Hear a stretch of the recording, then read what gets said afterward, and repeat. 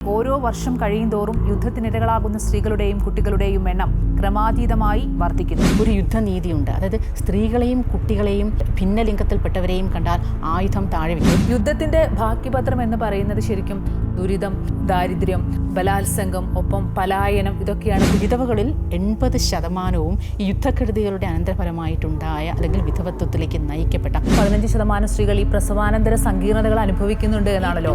20, 30, 40 ദിവസമൊക്കെ ഒരേ ഡ്രസ്സ് ഇട്ടുകൊണ്ട് ഈ ടെൻറ്റുകൾക്കുള്ളിൽ ജീവനും അടക്കി പിടിച്ച് ഈ കൈക്കുഞ്ഞുങ്ങളെയും പിടിച്ച് നമ്മുടെ ലോകം അതുപോലെ തന്നെ ചരിത്രം വിശേഷിപ്പിച്ച ഏറ്റവും വലിയൊരു കൂട്ടക്കുരുതിയായിരുന്നു ഈ ഗാസയിലെ കൂട്ടക്കുരുതി. ഈ യുദ്ധമുഖങ്ങളിലെല്ലാം ഏറ്റവും കൂടുതൽ റിപ്പോർട്ട് ചെയ്യപ്പെടുന്നത് സെക്ഷുവലി അബ്യൂസ്ഡ് ആക്കപ്പെടുന്നു, റേപ്പ് ചെയ്യപ്പെടുന്നു. സ്ത്രീകളായാലും അത് കുട്ടികളായാലും ഒരു ജീവിതത്തിൽ മൊത്തം അവർ സ്വരുക്കൂട്ടി വെച്ച കുറച്ച് കാര്യങ്ങളുണ്ട്. അതിനെല്ലാം അപ്പാടെ ഉപേക്ഷിച്ചുള്ള ഈ പലായനം എന്ന് പറയുന്നത്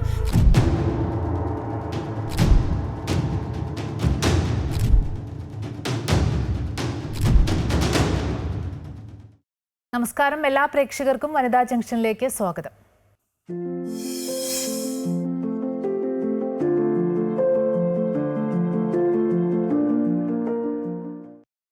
ഓരോ യുദ്ധവും ദുരന്തങ്ങളുടെ നാനാ ദൃശ്യങ്ങൾ നമുക്ക് കാണിച്ചു തരും. നിസ്സഹായത, കൊടും ക്രൂരത, നിരപരാധികളുടെ മരണം. യുദ്ധത്തിന്റെ എല്ലാ സീമകളും ലംഘിക്കുമ്പോൾ അടിച്ചമർത്തപ്പെടുന്നത് എപ്പോഴും സ്ത്രീകളാണ്. യുദ്ധകാലത്ത് കഠിന പീഡനങ്ങൾ ഏറെ അനുഭവിക്കുന്നതും സ്ത്രീകളും കുട്ടികളുമാണ്. UN-ന്റെ കണക്കനുസരിച്ച് പറയുകയാണെങ്കിൽ ഓരോ വർഷം കഴിയുന്തോറും യുദ്ധത്തിനിരകളാകുന്ന സ്ത്രീകളുടെയും കുട്ടികളുടെയും എണ്ണം ക്രമാതീതമായി വർദ്ധിക്കുന്നു. ഈ വിഷയമാണ് വനിതാ ജംഗ്ഷൻ ഇന്ന് പരിശോധിക്കുന്നത്. ഏത് യുദ്ധങ്ങളുടെയും ആത്യന്തികമായ ഇര എന്ന് പറയുന്നത് മനുഷ്യനാണ്. അതിൽ സ്ത്രീകളും കുട്ടികളും കൂടുതൽ ഇരകളാക്കപ്പെടുന്നു. നമ്മൾക്ക് ഈ അടുത്ത ഏറ്റവും കൂടുതൽ നമ്മൾക്ക് പരിചിതമുള്ള അല്ലെങ്കിൽ 2025 ഒരു കറുത്ത അധ്യായം എന്ന് വിശേഷിപ്പിക്കാവുന്നത് ഈ പഹൽഗാം ഭീകരാക്രമണമാണ്. അവിടെയും 26 പേരെ കൊന്നടുക്കിയത് സ്ത്രീകളുടെ മുന്നിലിട്ട അതിക്രൂരമായ ഒരു ഭീകരാക്രമണം ആണ് കണ്ടത്. അവിടെ സ്ത്രീകൾ ഇരകളാകുന്നു. പക്ഷേ അതിന് നമ്മുടെ രാജ്യം മറുപടി നൽകുമ്പോൾ ലോകത്തെ ഓരോ വിശദീകരണം അറിയിച്ചതും സ്ത്രീകളിലൂടെയാണ്. പിന്നീട് നമ്മൾ മാസങ്ങൾക്ക് മുമ്പേ കണ്ടു അധികാരത്തിലിരിക്കുന്ന സ്ത്രീകൾ ഈ ആഭ്യന്തര കലാപത്തിന് ഇരകളാകുന്നത്. അതാണ് നമ്മുടെ തൊട്ടടുത്തുള്ള ബംഗ്ലാദേശിലുള്ള ഷേഖ് ഹസീന അഭയം തേടി നമ്മുടെ രാജ്യത്തേക്ക് വരുന്നു. അങ്ങനെ യുദ്ധത്തിന് ഇരകളാകുന്ന സ്ത്രീകൾ, ഭാഗങ്ങളാകുന്ന സ്ത്രീകൾ, അധികാരത്തിലിരിക്കുന്ന സ്ത്രീകൾ എങ്ങനെ യുദ്ധത്തിൻ്റെ ഇരകളാകുന്നു എന്നൊക്കെ നമ്മൾ കണ്ടു. ഏറ്റവും അവസാനം പറയുകയാണെങ്കിൽ ഇസ്രയേൽ ഹമാസ് സംഘർഷം, ഇപ്പോൾ ഇറാൻ ഇസ്രയേൽ, അതുപോലെ തന്നെ യുക്രൈൻ റഷ്യ യുദ്ധത്തിലൊക്കെ ഏറ്റവും കൂടുതൽ നമ്മളുടെ UN-ന്റെ കണക്കനുസരിച്ച് വരുമ്പോൾ സ്ത്രീകളും കുട്ടികളും കൂടുതൽ ദുരിതം അനുഭവിക്കുന്നവരാണ്. യുദ്ധത്തിൻ്റെ ബാക്കിപത്രം എന്ന് പറയുന്നത് ശരിക്കും ദുരിതം, അതുപോലെ തന്നെ ദാരിദ്ര്യം, ബലാത്സംഗം, ഒപ്പം പലായനം ഇതൊക്കെയാണ് ബാക്കി പത്രങ്ങളാക്കുന്നത്. ഓരോ പുരുഷന്മാരും യുദ്ധത്തിൽ കൊല്ലപ്പെടുന്നു. പക്ഷേ സ്ത്രീകൾ അവിടെ ഏറ്റവും കൂടുതൽ സ്വയം സംരക്ഷിക്കാനും അതുപോലെ തന്നെ കുടുംബത്തിൻ്റെ ഉത്തരവാദിത്തങ്ങൾ ഏറ്റെടുക്കാനൊക്കെ ബാധ്യസ്ഥരാകുന്ന ഒരു കാഴ്ചയാണ് കാണുന്നത്. ഒപ്പം തന്നെ കുട്ടികളുടെ കാര്യം എടുത്തു പറയേണ്ടതാണ്. ആ രീതിയിലൊക്കെ എത്രത്തോളം വലിയ ഒരു കണക്കിലൂടെയാണെങ്കിൽ ഓരോ വർഷം കഴിയുന്തോറും നമ്മളിപ്പോൾ നേരത്തെ സൂചിപ്പിച്ച പോലെ തന്നെ വലിയ രീതിയിൽ ഇതിൻ്റെ എണ്ണം ക്രമാതീതമായി വർദ്ധിക്കുന്നു എന്നാണ് UN-ന്റെ കണക്കുകളൊക്കെ സൂചിപ്പിക്കുന്നത്. അത് എത്രത്തോളം ഈ ഓരോ നൂറ്റാണ്ട് യുദ്ധം അവസാനിച്ചാലും പിന്നീടും സ്ത്രീകൾ അതിൻ്റെ ഒരു ദുരിതം അനുഭവിക്കുന്ന നേർക്കാഴ്ചയല്ലേ ഇതിലൂടെയൊക്കെ നമുക്ക് വ്യക്തമാകുന്നത്. നമ്മൾ പറഞ്ഞതുപോലെ യുദ്ധത്തിൻ്റെ ഏറ്റവും അവസാനവും ആദ്യന്തം ഇത് നാശം മാത്രം വിതയ്ക്കുന്ന ഒരു പ്രക്രിയയാണ് യുദ്ധം. നമുക്ക് സമകാലികമായ കാര്യങ്ങളാണ് നമ്മളിപ്പോൾ പറഞ്ഞത്.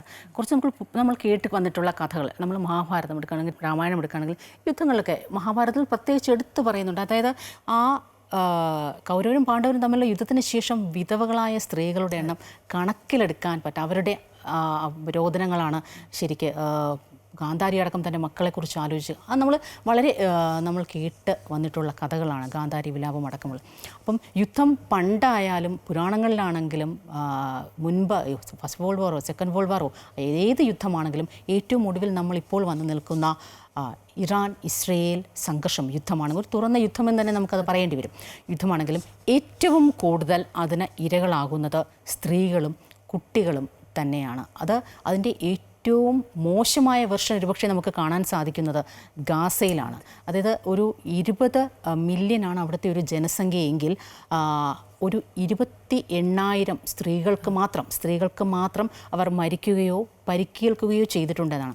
അപ്പോൾ അതൊരു ചെറിയ കണക്കാണ്, ഒരു പരിച്ഛേദം, ഒരു ഉദാഹരണമായി ഞാൻ പറയുന്നതാണ്. യുക്രൈൻ റഷ്യ സംഘർഷത്തിൽ നമുക്കറിയാം വളരെ വലിയ രീതിയിൽ റഷ്യയുടെ അധിനിവേശം വളരെ ശക്തമായ ഒരു സാഹചര്യത്തിൽ വൊളോഡിമർ സെലൻസ്കി, അതായത് യുക്രൈൻ പ്രസിഡന്റ് വൊളോഡിമർ സെലൻസ്കി സ്ത്രീകളെ അല്ലെങ്കിൽ ജനങ്ങൾ സ്ത്രീകളെയും കുട്ടികളെയും പരിചയമാക്കി യുദ്ധമുഖത്ത് നിൽക്കുന്നു എന്നുള്ള ഒരു കാര്യമാണ് പറഞ്ഞത്. പക്ഷേ നമ്മൾ കഥകളിലൊക്കെ അല്ലെങ്കിൽ നമ്മുടെ പുരാണങ്ങളിലൊക്കെ പറഞ്ഞു കേട്ടിട്ടുള്ള ഒരു യുദ്ധനീതിയുണ്ട്. അതായത് സ്ത്രീകളെയും കുട്ടികളെയും അല്ലെങ്കിൽ ഭിന്നലിംഗത്തിൽപ്പെട്ടവരെയും കണ്ടാൽ ആയുധം താഴെ വയ്ക്കുക. ഒരു പക്ഷേ ഭീഷ്മരൊക്കെ തോറ്റുപോയത് അല്ലെങ്കിൽ വീണത് ശിഖണ്ഡി എന്ന് പറയുന്ന ആ ഒരു വിഭിന്ന വർഗത്തിൽപ്പെട്ട അല്ലെങ്കിൽ പകുതി സ്ത്രീയും പകുതി പുരുഷനുമായ, അവിടെ പോലും പകുതി സ്ത്രീയാണെങ്കിൽ കൂടിയും ആ ഒരു ശിഖണ്ഡി എന്ന് പറയുന്ന ഒരു വ്യക്തിത്വത്തിന് മുന്നിലാണ്.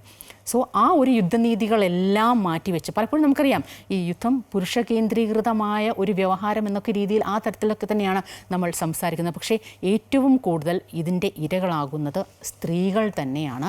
ഏറ്റവും പുതിയ കണക്കുകളും ഒരു 2017 ശേഷമൊക്കെ 185 മില്യൺസ് എന്ന് പറയുമ്പോൾ അത്രയും അതിൻ്റെ ഒരു കണക്കാണ്, ഒരു ഭീകരതയാണ് നമ്മൾ ചിന്തിക്കേണ്ടത്. അത്രയും സ്ത്രീകൾ അല്ലെങ്കിൽ കുട്ടികളടക്കം ഈ ഒരു വിഭാഗം കൊല്ലപ്പെടുകയോ നിരാലംബരാകുകയോ, ലോകത്തെ വിധവകളിൽ 80% ഈ യുദ്ധക്കെടുതികളുടെ അനന്തരഫലമായിട്ടുണ്ടായ അല്ലെങ്കിൽ വിധവത്വത്തിലേക്ക് നയിക്കപ്പെട്ട ഒരു സാഹചര്യമാണ് എന്നാണ് നമുക്ക് മനസ്സിലാക്കാൻ സാധിക്കും. പക്ഷേ ഇതിനേക്കാളൊക്കെ വേഴ്സായിട്ടുള്ള ഒരു സിനാരിയോ ഉണ്ട്. അതായത് ഈ ഗാസ എന്ന് പറയുന്ന നമ്മൾക്കിപ്പം കറൻ്റ്ലി നമ്മൾ കാണുന്ന, അതായത് ഇപ്പോൾ സോഷ്യൽ മീഡിയ അടക്കം TV ടെലിവിഷൻ അടക്കം എല്ലാം നമുക്ക് എല്ലായിടത്തും നമുക്ക് എല്ലാവരെയും കാണാൻ പറ്റും. എവിടെ എന്ത് നടക്കുന്നു എന്നുള്ളത് നമുക്ക് കാണാൻ സാധിക്കും.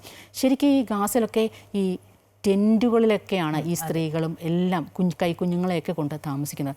നമ്മളൊന്ന് ആലോചിച്ച് നോക്കൂ, ഒരു ദിവസം നമുക്ക് ഇട്ടേക്കുന്ന ഡ്രസ്സൊന്ന് മാറ്റാൻ പറ്റിയില്ലെങ്കിൽ, അല്ലെങ്കിൽ ഈ പറഞ്ഞതുപോലെ സ്ത്രീകൾക്ക് പീരീഡ്സ് ആണ്, ഒരു ദിവസം നമ്മൾ എത്രത്തോളം പാഡുകളാണ് ഉപയോഗിക്കുന്നത്.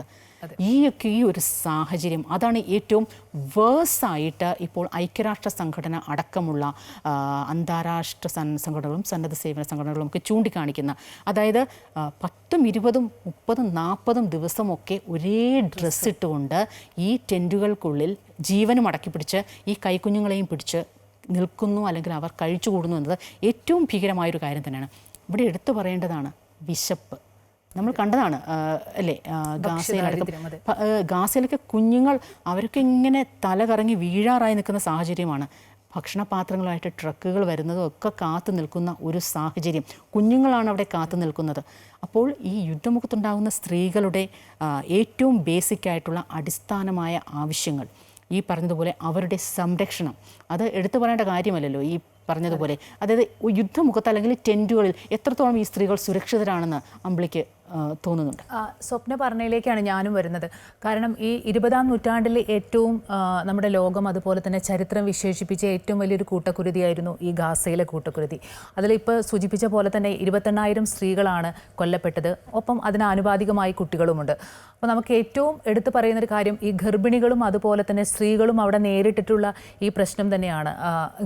ഇപ്പോഴും അവിടുത്തെ സ്ത്രീകൾ 15% സ്ത്രീകൾ ഈ പ്രസവാനന്തര സങ്കീർണതകൾ അനുഭവിക്കുന്നുണ്ട് എന്നാണല്ലോ. അതെ, അതായത് ഏറ്റവും ഇനി ഗാസയിൽ ഉണ്ടാകുന്ന ഒരു തലമുറ ഒരു പക്ഷേ ഏറ്റവും കുറവ് ആരോഗ്യത്തോടു കൂടി ജനിക്കും അല്ലെങ്കിൽ ജനിക്കപ്പെടുമെന്നാണ് ഒരു കണക്ക് കൂട്ടൽ. ഈ പറഞ്ഞതുപോലെ നല്ല ആഹാരം കിട്ടുന്നില്ല, ആവശ്യമായ വാക്സിനുകളും ഇഞ്ചക്ഷൻ അടക്കമുള്ളവ കിട്ടുന്നില്ല. ഈ സ്ത്രീകളുടെ പൊതുവെയുള്ള ആരോഗ്യം അടക്കം കുറയുന്നൊരു സാഹചര്യം. ഈ ഗർഭമലസിക്കൽ, അബോർഷൻ കൂടുതലുണ്ടാകുന്നു, ശിശുമരണ നിരക്ക്, മാതൃമരണ നിരക്കുകളുടെയൊക്കെ എണ്ണം ക്രമാതീതമായി വർദ്ധിക്കുന്നു എന്ന റിപ്പോർട്ടുകളാണ്. ഒപ്പം തന്നെ സ്വപ്ന സൂചിപ്പിച്ച പോലെ തന്നെ ഈ കുട്ടികളെ ബാധിക്കുമ്പോൾ ഈ പലായനം ചെയ്യപ്പെടുന്നത് ഒരു വലിയ ഭയാനകമായ ഒരു അവസ്ഥയാണല്ലോ. അതായത് നമ്മൾ പരിചയിച്ച ഒരു ജീവിത സാഹചര്യത്തിൽ നിന്ന് നമ്മുടെ സ്വന്തം വീടും നാടും എല്ലാം വിട്ട് മറ്റൊരു സ്ഥലത്തേക്ക് പോകുന്നു. ഒരു ഭാവി തലമുറ തന്നെ ഇല്ലാണ്ടാകുന്നു എന്നാണ് നമുക്കതിൽ നിന്ന് മനസ്സിലാക്കുന്നത്. കാരണം പ്രതീക്ഷകളും സ്വപ്നങ്ങളും എല്ലാം അവസാനിക്കുന്നു. സ്ത്രീകളാണെങ്കിൽ പിന്നെ കുട്ടികളോ അല്ലെങ്കിൽ കുടുംബത്തിലെ മറ്റാരെങ്കിലും ഉണ്ടെങ്കിൽ മുഴുവൻ ഉത്തരവാദിത്വവും ഏറ്റെടുത്ത് മറ്റൊരു രാജ്യത്തേക്കോ അല്ലെങ്കിൽ മറ്റൊരു നാട്ടിലോ അവരുടെ ജീവിതം കാലം മുഴുവൻ ആ ദുരിതം അനുഭവിച്ച് ആ ദുരന്തത്തിൻ്റെ അല്ലെങ്കിൽ ആ യുദ്ധത്തിൻ്റെ ആഘാതം അല്ലെങ്കിൽ ആ അനുഭവം അവർ ആ ജീവിതകാലം മുഴുവൻ അനുഭവിക്കുന്ന ഒരു സാഹചര്യമാണുള്ളത്. കുട്ടികളിലേക്ക് നമ്മൾ വരുമ്പോഴാണ് എത്രത്തോളം ഭയാനകമായൊരവസ്ഥയാണ്.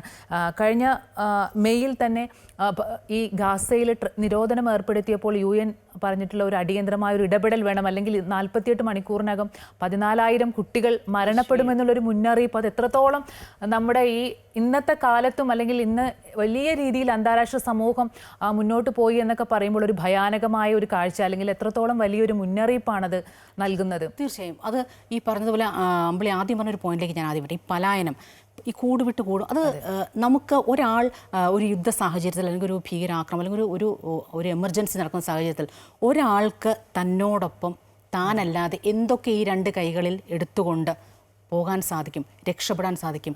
ഏറ്റവും പ്രധാനം നമ്മൾ അടക്കി പിടിക്കുന്ന നമ്മുടെ കുഞ്ഞുങ്ങളെ ആയിരിക്കും. അതിനപ്പുറം ഒരു ജീവിതത്തിൽ മൊത്തം അവർ സ്വരുക്കൂട്ടി വെച്ച കുറച്ച് കാര്യങ്ങളുണ്ട്. അതിനെല്ലാം അപ്പാടെ ഉപേക്ഷിച്ചുള്ള ഈ പലായനം എന്ന് പറയുന്നത് ഒരുപക്ഷെ നമ്മളൊക്കെ ഈ ലോകത്തെ ഏറ്റവും സ്വർഗത്തിൽ ജീവിക്കുന്നു എന്ന് വേണം പറയാൻ. നമ്മളിതിനെക്കുറിച്ച് നമുക്കല്ലെങ്കിൽ കണ്ട ഈ ടെലിവിഷൻ അടക്കം അല്ലെങ്കിൽ സോഷ്യൽ മീഡിയയിലൂടെ ഒക്കെ നമുക്ക് കണ്ട് കേട്ട് അങ്ങനെ പരിചയപ്പെടുന്ന വാർത്തകൾക്കപ്പുറം ഇത് അനുഭവിക്കുക നമുക്ക് ചിന്തിക്കാൻ കൂടി പറ്റുന്നതിനപ്പുറമാണ്. ദിവസവും ഒരിടത്തുനിന്ന് മാറി ഒരിടത്തേക്ക് പോകുക, ഒരിടത്തുനിന്ന് മാറി ഒരിടത്തേക്ക് പോകുക. അവസാനം അവർ ഏറ്റവും ആശ്രയമെന്ന് കരുതുന്ന ആശുപത്രികൾ അടക്കമുള്ളവയിൽ കൂട്ടമായി ഈ സ്ത്രീകളും കുട്ടികളും അടക്കം കൊണ്ട് താമസിപ്പിക്കുക.